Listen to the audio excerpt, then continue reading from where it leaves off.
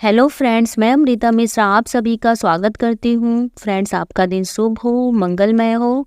करवा चौथ का व्रत सुहागिनों का महत्वपूर्ण त्योहार है। इस दिन सुहागिन महिलाएं हाथों में मेहंदी व 16 श्रृंगार कर अपने पति की लंबी उम्र के लिए व्रत रखती हैं।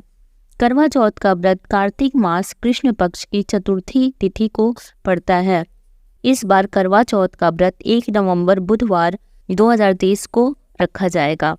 करवा चौथ की तिथि 31 अक्टूबर 2023 मंगलवार के दिन रात्रि 9:30 से शुरू हो जाएगी और वहीं 1 नवंबर को चंद्र दर्शन के बाद रात 9:10 पर समाप्त हो जाएगी।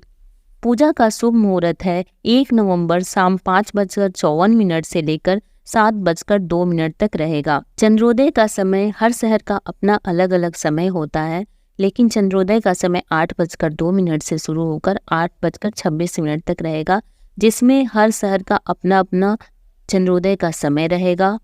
मैंने इसका शॉर्ट्स वीडियो डाल रखा है, उसे आप देख सकते हैं। करवा चौथ का व्रत सुहागिन महिलाओं के जीवन में बहुत महत्व रखता है। यह व्रत शादीशुदा महिलाओं के दाम्पत्य जीवन में खुशियां भरता है। इस दिन सास अपनी बहू को सरगी देती है, जिसे सुबह सूर्योदय से पहले खाया जाता है। करवा चौथ के व्रत में सरगी का बहुत महत्व है। इसके बिना करवा चौथ का व्रत पूरा नहीं माना जाता है। करवा चौथ के दिन गोबर से गौरी गणेश बना करके उनकी पूजा किया जाता है और गौरी माता के साथ शिव जी की भी पूजा किया जाता है। उस दिन प्रसाद में मैदे का मीठा हलवा, खीर, पकवान और भोग की सारी सामग्री बनाई जाती है, जिसमें चावल के आटे का प्रसाद का विशेष महत्व है और इस प्रसाद को व्रत तोड़ने के समय पानी के बाद सबसे पहले सेवन इसी का किया जाता है। शिव पार्वती जी की पूजा करने के बाद महिलाएं रात में चंद्रमा को अर्घ्य देकर पूजा करते समय करवा चौथ का व्रत कथा का पाठ सुनती हैं। तो मैं आप सभी को करवा चौथ की 2 पौराणिक कथा सुनाती हूँ। पतिव्रता करवा धोबिन की कथा। पुराणों के अनुसार करवा नाम की एक पतिव्रता धोबिन अपने पति के साथ तुंगभद्रा नदी के किनारे स्थित गांव में रहती थी।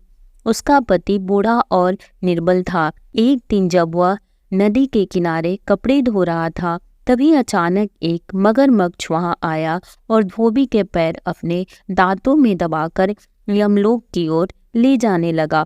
वृद्ध पति यह देख घबराया और जब उससे कुछ कहते नहीं बना तो वह करवा करवा कहकर अपनी पत्नी को पुकारने लगा। पति की पुकार सुनकर धोबिन करवा वहां पहुंची और मगरमच्छ उसके पति को यमलोक पहुंचाने ही वाला था। तब करवा ने मगर को कच्चे धागे से बांध दिया और मगरमच्छ को लेकर यमराज के द्वार पहुंची।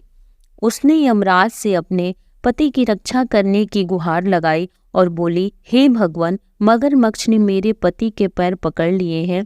आप मगरमच्छ को इस अपराध के दंड स्वरूप नरक भेज दें।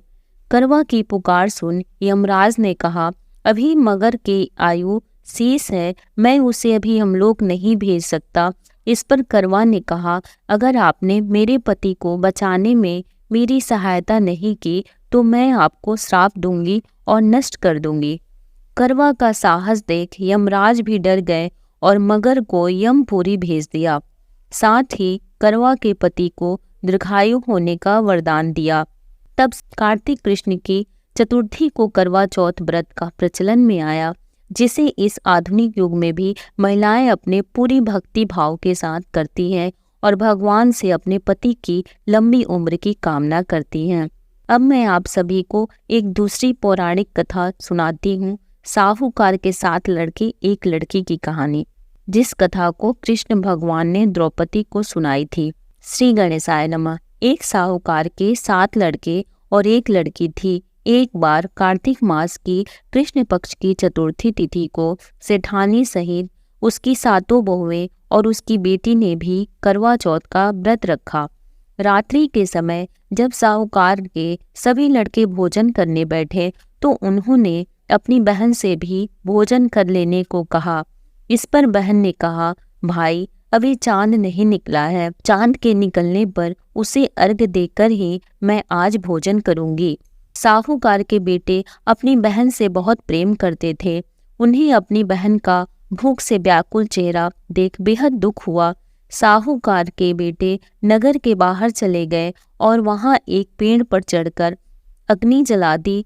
घर वापस आकर उन्होंने अपनी बहन से कहा, देखो बहन, चांद निकल आया है, अब तुम उन्हें अर्घ देकर भोजन ग्रहण करो। साहूकार की बेटी ने अपनी भाभीयों से कहा, देखो चांद निकल आया है, तुम लोग भी अर्घ देकर भोजन कर लो।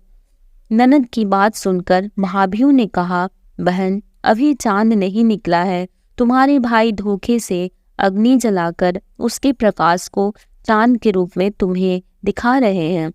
साहूकार की बेटी अपनी भाभीयों की बात को अनसुनी करते हुए भाइयों द्वारा दिखाए गए चांद को अर्घ देकर भोजन कर लिया। इस प्रकार करवा चौथ का व्रत भंग करने के कारण विघ्नहर्ता भगवान श्री गणेश साहूकार की लड़की पर अप्रसन्न हो गए।